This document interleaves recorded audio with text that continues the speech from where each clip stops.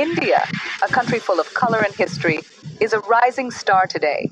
We are a strong democracy, our economy is growing, and our voice is powerful for developing nations. We help in peacekeeping, fight for climate action, and raise our voice for a fairer world.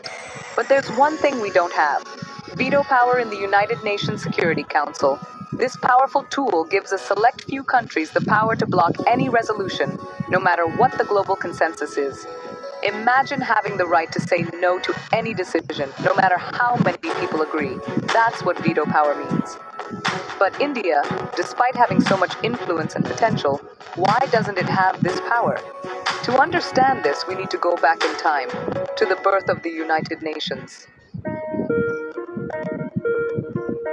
Imagine a group of friends making a big decision together. Now imagine one friend has the power to overrule everyone else, no matter what. That's veto power, the biggest power of all. In the United Nations Security Council, this power rests with 5 permanent members: the United States, Russia, China, France, and the United Kingdom.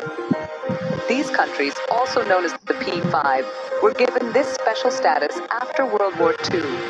Their veto power was meant to ensure global stability and prevent another devastating conflict. But it also created an imbalance, giving a select few countries too much influence in global affairs. The year is 1945. World War II has just ended, leaving behind only destruction and the hope for lasting peace.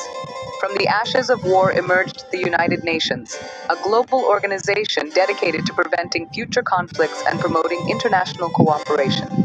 The UN Charter, the organization's founding document, established the Security Council as its most powerful body. The Council was tasked with maintaining international peace and security, and given the authority to make binding decisions on all member states. But within this powerful body, a hierarchy emerged.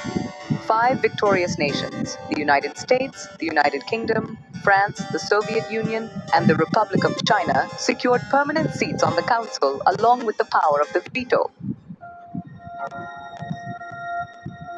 The victors of World War II, who held the most power in the newly formed world order, became the permanent members of the UNSC. They believed their influence was necessary to prevent another global conflict. India, though not a major player in the war, had emerged as a leader in the anti-colonial movement. However, the world was a different place then. Newly independent and facing its own challenges, India couldn't exert the same geopolitical influence as the victorious nations. This historical context explains why India, despite its stature, was not part of the original group to receive veto power. Section 5. India's voice matters, a force for good. Despite not having veto power, India has always played an important role in the UN. We are one of the largest contributors to UN peacekeeping missions, sending our brave soldiers to the most dangerous regions of the world. We raise our voice for developing nations, championing their concerns on the global stage. We speak up for peace, emphasizing dialogue and diplomacy over conflict and aggression. India's contribution to global peace and security is undeniable, which further strengthens our case for a permanent seat on the UNSC. 6. Roadblocks to veto power, a game of power. The path to securing a permanent seat with veto power is fraught with challenges. The existing power dynamics within the UNSC are a major hurdle.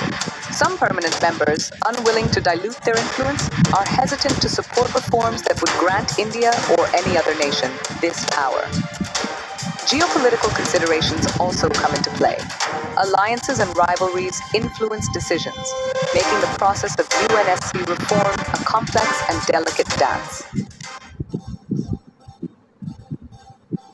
Section 7. The quest continues. India's push for recognition. India remains steadfast in its pursuit of a permanent seat on the UNSC. We believe that a reformed council reflecting the realities of the 21st century is crucial for a more just and equitable world order. Our growing economy, our vibrant democracy, and our unwavering commitment to multilateralism make us a deserving candidate for this crucial role. We are gaining support from nations across the globe who recognize the need for a more representative and effective UNSC. Section 8. What it all means. Veto or no veto. India stands tall. Veto power or not, India has not let that stop it from making its mark on the world stage. We will continue to raise our voice for the causes we believe in, to strive for a more just and equitable world. Our commitment to multilateralism is unwavering, and we will continue to work within the existing framework of the UN to achieve our goals. The quest for a permanent seat on the UNSC is not about power for its own sake. It is about ensuring that India's voice, and the voice of all developing nations, is heard loud and clear for a better future for all.